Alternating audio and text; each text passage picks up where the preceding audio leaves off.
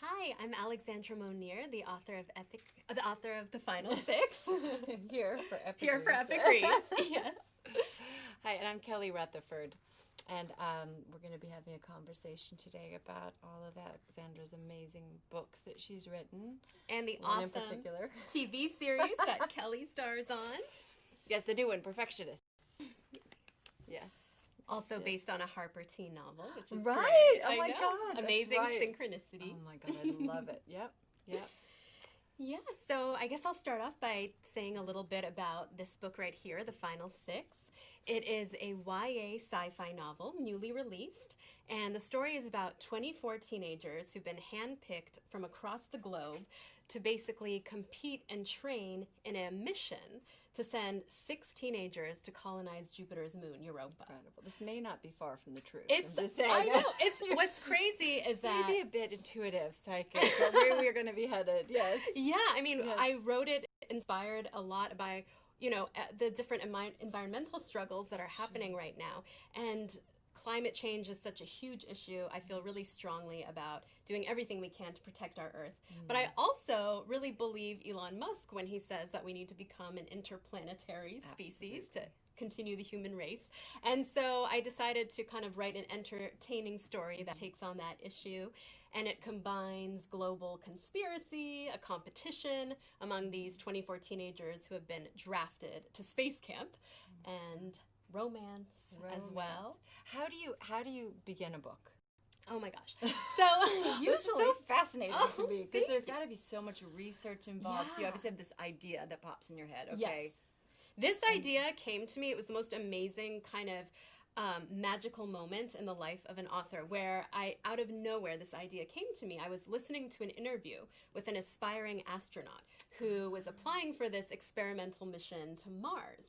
And she was saying that if she got chosen, she would be totally fine to basically like leave her life and everything, her family, to go and have this one-way ticket experience to Mars. And I was We all thinking kind of about, feel that way as teenagers, though. I would have probably gone to but Mars. this is like a grown-up. Beam me up, please. It was a I know, grown-up. right? I'm kidding. But it's great that it's young people. Yeah. Yeah, so Okay, I started grown up. thinking about it when she was saying that, and I was like, wow, that person, A, is really brave, I know. and B, like, whoa, that's intense. There's a lot of children at home and wants to go to Mars. I know, I feel bad for her family. But then I started thinking, what if it wasn't voluntary? What if because of what's happened to the state of our planet, what if something like this were to become an urgent government-mandated mission? Yes. And of course, you would have to send the teenagers because who would still be fertile by the time they get there and get Europa terraformed and ready to be colonized. So that's where the idea came from. And then as I was writing that, of course, I imagined a star-crossed romance between 2 of the finalists. Yes. And because you're training for something, you're competing for something, it's competition, you don't necessarily want to win. Some people do, some people don't want to have to leave Earth forever. And what happens when 2 people fall in love, but you don't know, are you going to be separated by the universe? Are you going to make it or you're not going to make it? Yeah. Wow, so like Hunger Games. Hunger Games really. meets The Martian, maybe. Exactly, meets The Martian. But now I want to talk about you. So obviously I've been such a huge fan of yours since Gossip Girl, and now you're on a new show based on the book series by Sarah Shepard, The Perfectionist. So tell me a little bit about that, what I can expect. It's really exciting. It's it's a spin-off from Pretty Little Liars. So we've got a few of the characters from that show, sort of the older years, as things go on. And I play a woman named Claire Hotchkiss who is into reconnaissance and technology and ends up being able to sort of watch what everyone in this college is doing because she there was something that happened to her daughter, and I think she felt like she wasn't in control enough, so she wanted to be able to like know what was going on in the world. And so it's really a world that looks perfect but really isn't. And so and it's kind of what all the young people are going through at the college, and so it's really fun. I mean, we just did the pilot, so I can't talk, Yeah, but you have the 10 episodes when you start filming we're doing the 10 episodes in Oregon, and we start in September. Oh my God, that's so exciting. Yeah, I'm excited. So we're like going back to school. Oh my God. In September. That's amazing. And so will we see which characters from Pretty Little Liars are going to be in this one? It's, what is it, Mona and Allison? Oh yeah, Mona and Allison. Mona and Allison are in it, Wow, which is great. I'm They're so lovely. excited for that. Yeah. So Kelly and I, We met. I have to say it was the How long coolest. ago? Yeah. It was a while ago. It was the coolest, one of the coolest experiences ever because obviously I hadn't missed an episode of Gossip Girl and I just loved it from the day it premiered. And so we have a mutual friend, this amazing, she's actually an intuitive, Yes. which is very cool. Her name is Lisa. And so when my first book came out, I remember she said she was going to send it to you, and I was like, oh my God, like a Lily Vander Woodson is going to read my book. Yeah. And so, and then you read it, and you were kind enough to ask her for my phone number, and I'll never forget that voicemail you left me where you said that you were trying not to read it too fast because you were savoring it. Oh, it's so good. Oh, thank you. I know you go from time travel to space travel. Yes, always very. You are a girl on the move. Like these people are not sitting at home watching TV. Oh, seriously. It's so exciting. I loved it. It was so romantic. Thank you so much. I could really see it. Now, are they making a movie? Yeah, so, hopefully, fingers crossed. It's been optioned by Sony, which is very exciting. So it's in development, so fingers crossed we'll get to see it on the big screen. Well, with all these sort of Marvel movies and these movies, these big kind of action movies, and even like, it sounds like it's in that.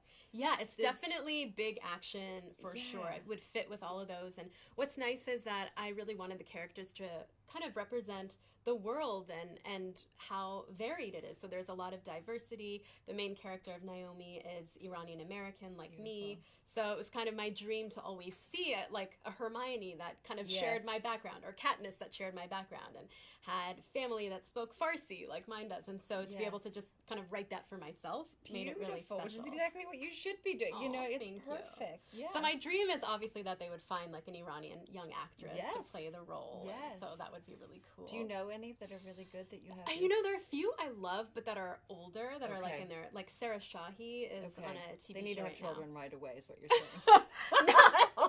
We need to have a child so that you're older. We need to find like a 16 to 18-year-old. I'm sure there's a million. And then the main character of Leo is Italian. Ooh. So I know we need to find us.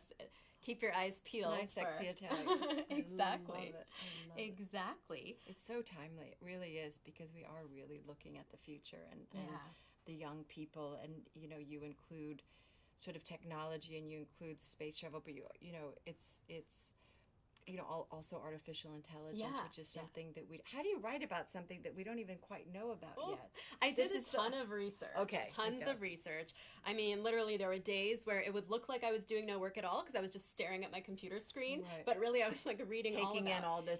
All about the different advancements in artificial intelligence. And so I'd make like little charts about the two AIs in the book, Sib and Dot, what sort of characteristics and attributes they have, and their skills, different things they could do, and it was so fun to do that, and just to imagine the different technology that we need to have to pull off something like this.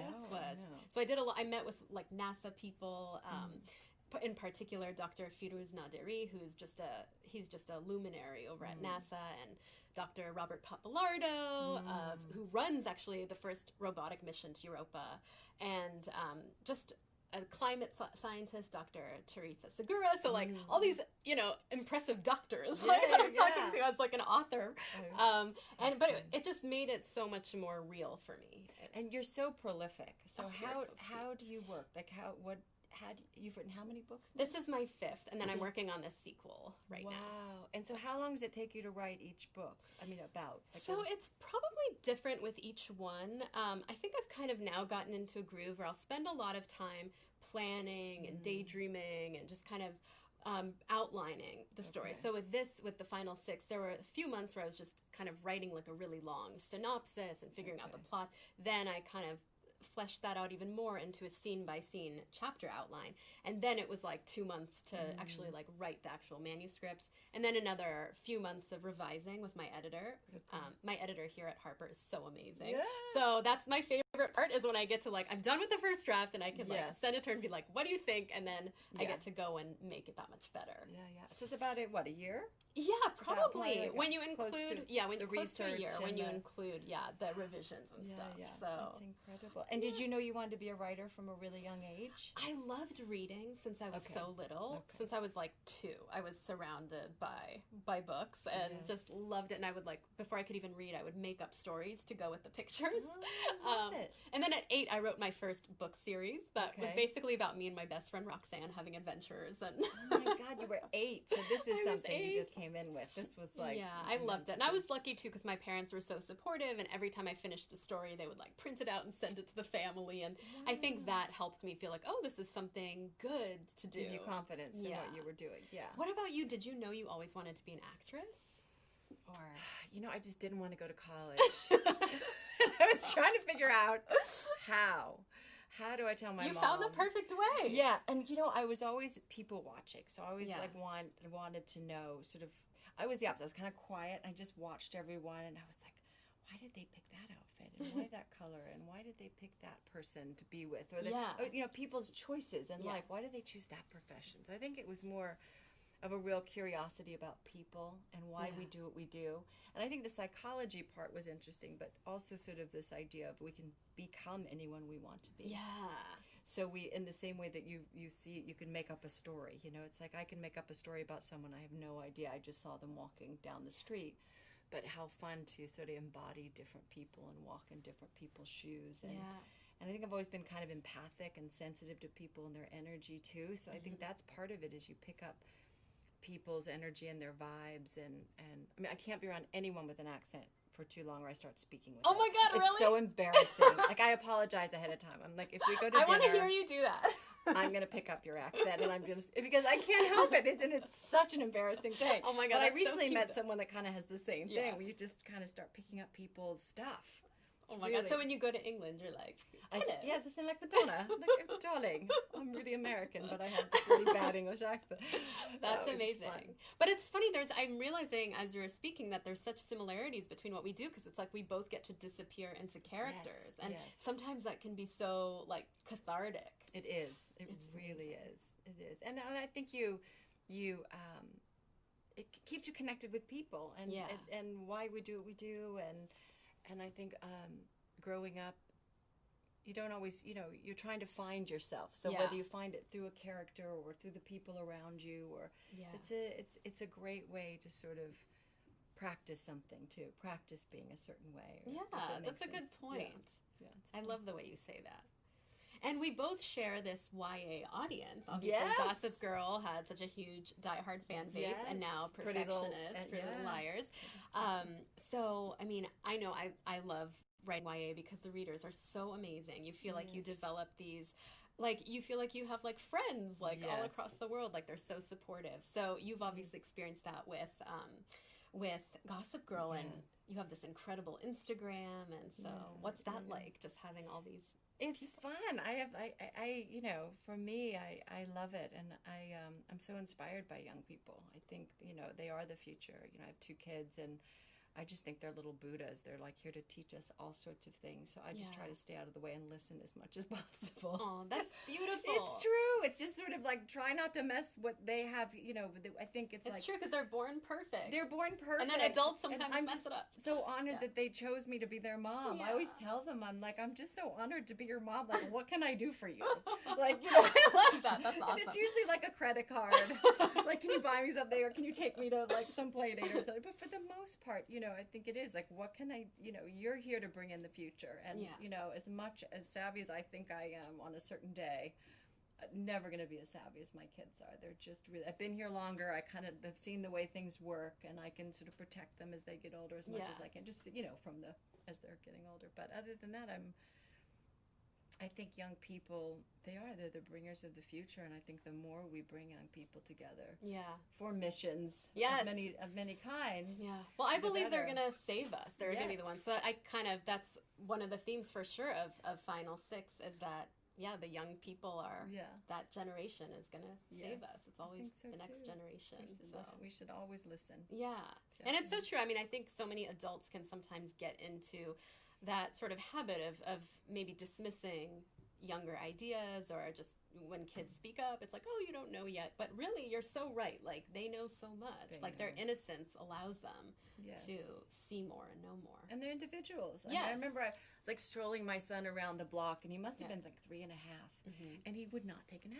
And I was delirious because I hadn't slept, because I had a new baby too. Yeah, and I was just like, please go to sleep. Please take a nap. Yeah. And so we ended up sitting in the hallway when we got home, and I'm like, "Are you gonna sleep?" And I just started crying, and he goes, "Mommy, I don't want to take naps." And I looked at him and I said, "Okay, you don't have to take naps anymore. You never have to take a nap again if you don't want to take a nap again." And it was like my 3.5-year-old, That's which was amazing. basically He communicated. He was basically saying, "I don't want to do this. Just save yourself like the energy." And I listened. I didn't say, "Oh no, you're wrong," or I just said, "Okay, fine, done. I'm just gonna." It's so much easier, we all do this thing. Yeah. And sometimes you just go, "Okay, let's try that. Let's give it a go because this isn't working." Yeah, and I think maybe that's something that the YA audience loves about the YA book world and TV series like yours. It's like they feel like they're being seen and represented. Heard and represented. Yeah, absolutely. Definitely. It's very important. I know, it's so great. So what was the best part about being on Gossip Girl? I mean, I'm sure there were so many amazing things about it. But... so many things. Being in New York, and it was such a great cast, and the writers were so of its time, or even maybe a little ahead. Yeah, the fashion I think ahead. was fun. Oh yeah. The music, and I think again it was speaking to a young audience. It was saying your parents don't know everything. They make mistakes too. They're trying to like Lily and Rufus. Their love life. They don't know everything, even though they pretend to. Yeah. And I think it was saying that we're all figuring it out. We don't always make the best decisions, but it's kind of how do you recover from them? And totally, it was saying a lot of cool things. Yeah, I know. There's just so much, like with both Gossip Girl and Pretty Little Liars and Perfectionist. Like they just feel so timely, even though those books came out a while ago. Because social media, that whole landscape, it seems to have such a big power over that it's generation. Huge. I mean, you look now where it's come from that. I mean, it's been 10 years. I know. We're all on Instagram all day. I know. Exactly. We can do this now. So now let's play a little game called Rip It or Ship It. So basically we have characters from Final Six, Pretty Little Liars, and Perfectionist. Okay. And we're each going to get a card and see, do we like them together? Okay. Do we ship it, or do we think that's a terrible combo? So bad at this. This is why I don't set people up, because I have no idea. Okay, so I have Allie and you have Nate. Oh my God, that's so funny. I don't think so. I don't see them together. It could work. You never know. But yeah, okay, maybe not when she just got married in real life, so it's never going to happen. Okay. Well, Nate... No, I'm kidding. I feel like Nate is maybe too sweet for her. I don't know. Maybe he's a bit of a jock. Yeah, but he's so cute. Oh my God, they're both beautiful. Oh, okay, let's see. One. Who else? Okay, so Blair from Gossip Girl and Leo from the Final Six. That's interesting. That could work. I feel like Leo, with his big heart and his love of family, and I think he could maybe soften Blair, and I think she has that good side there that I think they could work. I think they'd be cute together. I don't know if it would last very long, but it doesn't always have to last long, especially when you're young. That's okay. True. They can learn from each other. Okay. Ooh, okay, what's next? Okay. You're sorting. You're sorting. You're like the matchmaker. You're the Yenta who here. do I want to see She's together? like, I know. You're like, I got Serena and Dan. Okay. We've already seen that. That's what I mean. Okay, no, we can't do that. Okay. All right, Naomi. I have Naomi. Ooh, okay, who's she going to get? Who do you want her? Let's just do this. Who do you want her to be with? Well, I mean, aside from the obvious, Naomi and Leo, I think... Dan? No, Dan. Nah. No, Chuck. No, Chuck is... No, too crazy. You know who I could see together for sure is Chuck and Allie. Ooh, or Mona. Mona. Okay, Chuck and Mona could be really good. The schemers. And what about Vanessa? Vanessa would be good with... Vanessa? With... Or Leo. Maybe with Dan. With Dan. Like going old school. Yeah, I think you're right. Okay, yeah. We're totally rewriting Gossip Girl. Okay. Yeah. But Naomi. I could see Naomi and Nate maybe. Totally. Yeah. Yeah. I think smart. I think so, because they're both, they're both high achievers. Yes. I mean, well, Naomi more so than Nate. Right, yeah. But they're just written that way. Yeah. I feel like they would look cute together, and I could see them. I mean, too. Yeah. No, I'm trying good at this matchmaking thing. Seriously. Well, I definitely feel like a match made in heaven is Mona from PLL and Perfectionist, and Chuck or Mona and Beckett, who is not such a great character in Final Six. I mean, he was great fun to write, but definitely wouldn't want to date him. Would not want to date him. But I feel like I could see Mona or Allie. I feel like they could hold their own with him. Yeah. So, how do you develop a character? Ooh, that is something that it starts out like you have a story, but then yeah. you have these people and their personalities Yeah. and all their quirks, and it comes with, I would say, like, first I have the idea for the character, and then I'll start writing. I really find the character in the first draft. So I'll kind of know, like, I'll have this, like, fuzzy image of who this person is, but as I start writing them, it's weird. It's almost like this person is kind of starting to form over. In my mind. Yeah. They kind of, like, enter my head. You channel them. Yeah, kind of. channel. That's a perfect way to say it, is channeling Isn't that them. interesting, though? Yeah. Yeah, it's almost like what you were describing about being in, like, an empath, kind of. Like, you just channel these people that don't exist, but suddenly they do exist. But you kind of invite them in. Right?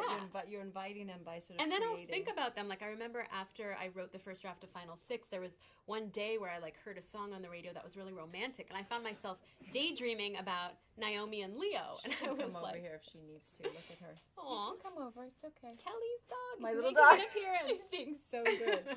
She likes your Chanel bag. Girl after her own She heart. has good taste. Okay. She's like, I like your bag. So, yeah, so I would find myself, like, daydreaming about these characters because you just get so into their heads. Yes, I can imagine. My God, how fun. Yeah, so I'm going to refresh this, see if I'm able to see any questions from anybody. Let's see if this technology, ooh, we have some comments. Let's see. Okay, how do I pick character names? So, that's good. Yeah, that's a good question. So, you know what's funny is there's this website called, I think it's Baby Names or Baby Center. That's where we all go. Yeah.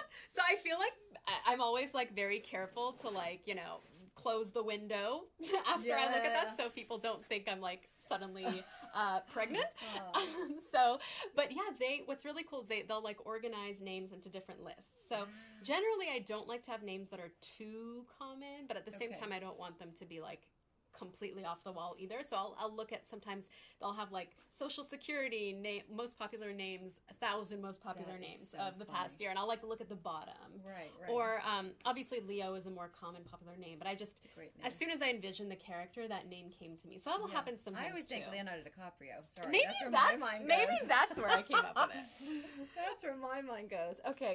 So next question is, what's next for both of you? Ooh, okay. I like that question. So I'm writing the sequel to the Final Six right now, which is very exciting, and I have so much in store. It's even more action-packed than the first one. Oh my God. And then you are... I'm doing The Perfectionist, and I've been doing Dynasty, so I'm going to go do a few more Dynasties. Oh, so I'm going to do that kind of right before I go back to work on Perfectionist. Yay. So, yeah. And the Final Six is out now, and when does Perfectionist come out? I don't know. They're saying 2019. So I think I saw May 2019. Yeah. But the books are, of course, out if people want to know anything. So awesome. Yeah. So awesome. I just think it's so cool to be a writer. Aww. I just think it'd be so great. It's so creative and so wonderful. I have so much admiration for you and Thank what you do. Well, I have so much admiration for you, too. I'll never forget when you took me on the set of Gossip Girl. That was definitely one of the most exciting days ever. And just so amazing to see you in action. So, yay. Thank you so much for joining me. Thank you. This is so fun. Oh, this was awesome. Thank you, Epic Reads.